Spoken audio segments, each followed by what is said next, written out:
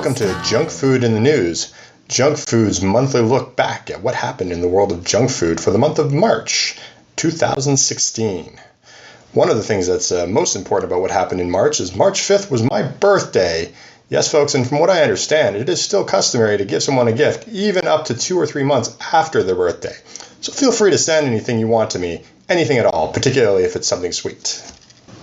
One of the articles we came across was a Mental Floss article about foreign restaurants in the United States. Did you know, for example, the first Chinese restaurant to open in the United States opened in 1849? I mean, that's a long time ago. Of course, it was in San Francisco. Did you also know, and this wasn't in the article, that San Francisco is the birthplace of the fortune cookie? With Easter being in March, you can imagine we're going to talk about a few articles that are Easter related. One of the ones that kind of came up early on in the month was about the Australian Cadbury Cream Egg McFlurry. I actually was lucky enough to try one of these once, and they are absolutely fantastic. So if you happen to be in Australia around Easter time, it's a good thing. Early on in March, we heard about a new type of Happy Meal that's going to be coming to Sweden that's going to include a pair of VR goggles. It's amazing how this technology is just taking over, and it'd be really cool to see how fast food places might use this sort of to their advantage. I mean, there's a lot of places now in Japan. There was McDonald's and everything where you could go in and download special Pokemon characters for McDonald's. So the idea of adding virtual goggles to a Happy Meal would just be so cool. This month, we also came across an interesting article about a candy company called Blockst, BLOCD''S, and they have this new type of chocolate that's inspired by Pantone colors. So it goes from white chocolate to dark chocolate and does the whole scale, and it's kind of wrapped up like a Pantone book. However, if you're not a graphic designer, you may not know what a Pantone book is. It's basically a series of things that looks like a series of sheets that looks like paint samples. But graphic designers use it to pick colors for when they're doing print jobs. So this company sort of taken the nerd culture of graphic design and turned it into this awesome, cool box of chocolates. So, you know, having been sort of a designer artist in my life, and still am, I think I'd really, really love to try one of these out. Are you one of those people that's just around Halloween gets sick of the pumpkin spice flavoring, just pumpkin spice this and pumpkin spice that? You're not alone. Some people, I find they either love it or they hate it. In Japan, however, this time of year is the time of year when things start getting this crazy flavor. And the crazy flavor is cherry blossom. All over Japan, around this time of year in the springtime, cherry blossoms are coming into season. And you'd better believe that every single food and candy and junk food company is jumping on the bandwagon. From the Baskin-Robbins cherry blossom ice cream to cherry blossom Kit Kats to cherry blossom everything. Another reason we knew that Easter was coming early in March, Peeps Milk came back this year once again. I can't say I've ever tried it, but I can't say I'm really that keen to try it. I think probably the best way to try out this Peeps Milk would probably be on our new YouTube show called Chris, Why Would You Eat That? So look for that in the future, because I'm sure when I get to North America next Easter, I'll be trying this stuff. On the theme of Easter, it turns out that some serious Benedict Cumberbatch fan who happens to be a chocolatier decided that maybe crossing an Easter bunny with her beloved Sherlock star would be a good idea. And what she came up with was one of the creepiest chocolate treats I've ever seen. There's a famous British expression that says, "You're as useful as a chocolate teapot." This expression is basically saying that you're completely useless. Unfortunately, somebody didn't quite understand this because somebody made a chocolate teapot. The idea is you put warm water inside of it and a bit of cocoa powder, you pour it, and the interior of the dark chocolate teapot melts, thus giving you a richer hot chocolate. You can do it a few times, melting more of the layers, and eventually you can smash the teapot and you get to eat it. I'm not sure how well this will work, and I have a feeling that there'll be a few accidents. The Brooklyn Creamery is one of the most famous ice cream places in the United States, and it has some pretty amazing hardcore flavors. Mental Floss posted a really fascinating article about how they come up with these crazy flavors, also and sort of how they choose the ingredients to make them. It's really fascinating, and it's a really good example for any ice cream makers out there that want to know how to make something creative and high quality. A new study found that there was evidence that early exposure to peanuts may actually curb the peanut allergy. This is really important because peanut allergies have been increasing quite a bit over the last few years, and in some cases, these allergies can be very serious and even life-threatening.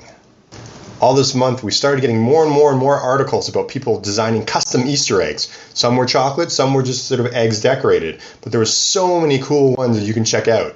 If you want to see the list, you can go to our Twitter feed, which is @CandyCritic, and go through our Twitter thing and just see some of these amazing Easter eggs to give you some ideas for next year.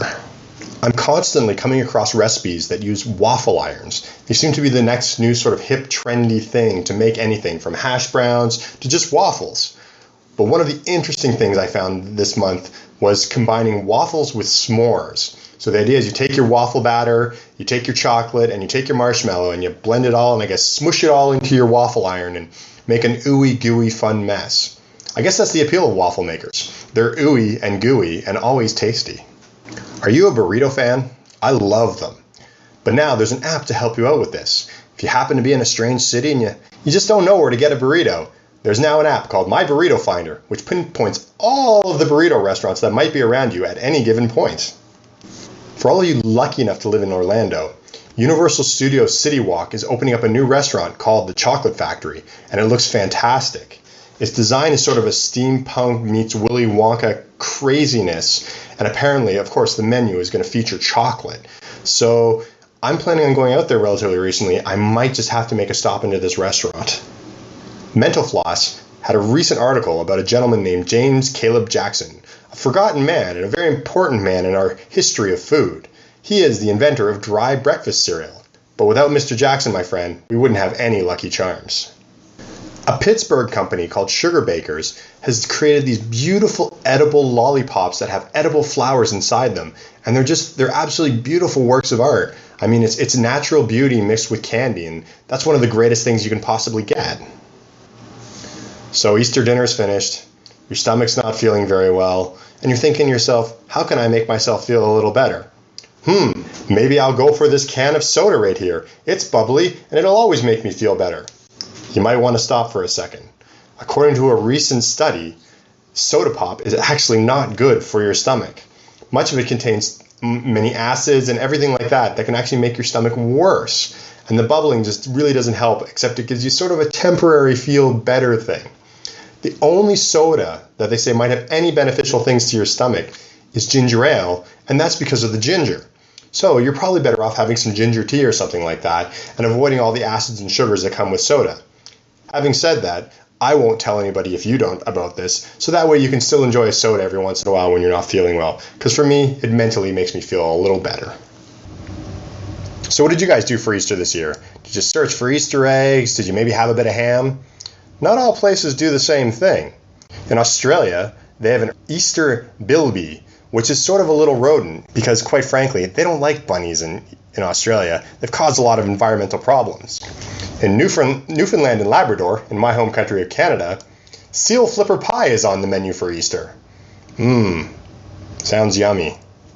Do you have a plan for ripping off that vending machine? Most plans don't actually work, and they're an amazing technological marvel of creation, how these things can tell the different coins and how they can tell whether the coins are actually real. We found an article, which we posted, again, on our @CandyCritic on Twitter. You can check it out. But there's a really great link about how these machines detect fake coins. We can all rejoice. We're not going to die. According to a new study, if you swallow your gum, it does go right through you. It eventually breaks down into stomach acids, and you're going to be absolutely fine. The Globe and Mail recently posted an article all about how to tell if your favorite Easter treats are made of, quote, real chocolate. I read a few articles like this in the past, and quite frankly, defining chocolate is one of the hardest things for anybody to do. I mean, is chocolate cocoa powder? Is chocolate cocoa butter? I mean, there's so many variations on chocolate nowadays that it's hard to tell what is chocolate. They try and make an attempt here, and it's not bad. A DC area frozen yogurt stand has created some of the greatest discounts available for frozen yogurt. They have everything from, if you dress up like 80s tennis legend Bjorn Borg, you get 25% off. If you bring any Seinfeld minor character into the store for a picture with the owner, you get 10 free yogurts or all you can eat free frozen yogurt for a week. There's a whole list of these great discounts you can get, and frankly, I might try a few of them. Thanks for listening to this month's episode of Junk Food News on the Junk Food Podcast Network, brought to you by the lovely folks at candycritic.org. If you want to check out any of the articles that I talked about in this month's edition of Junk Food News, you can go to @CandyCritic on Twitter, or go to the Candy Facebook page, which you can find at candycritic.org. Go to candycritic.org and click on the Facebook link, or any of our other links. We have a few other places we share some of this stuff. Make sure to check back with us, and if you ever come across a cool article, you can share it with us on Facebook or Twitter, and we'd love to hear about it because we're always looking for new news about candy and junk food all over the world. So thanks for listening. Bye.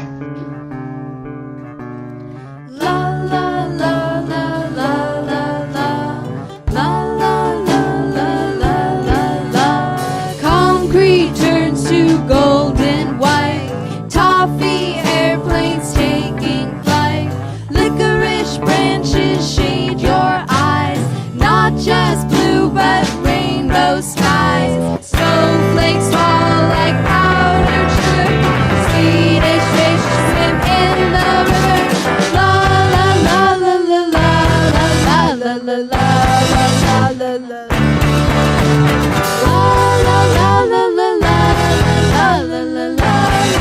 la la la. Candy bars, skyscrapers tower above. Pink and yellow peeps fly like doves. Gummy bears just walk the streets. You never know who they might greet. Marshmallow taxis drive on ground. Bubblegum balloons just floating around. La la la la la la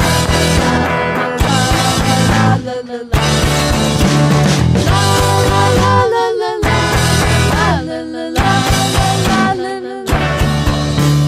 Clouds made of sugar daddies rain caramel drops. This candy city will never ever stop, except when you become awake, awaiting your lovely lunch break. You're just an average human being, not doing anything to benefit humanity.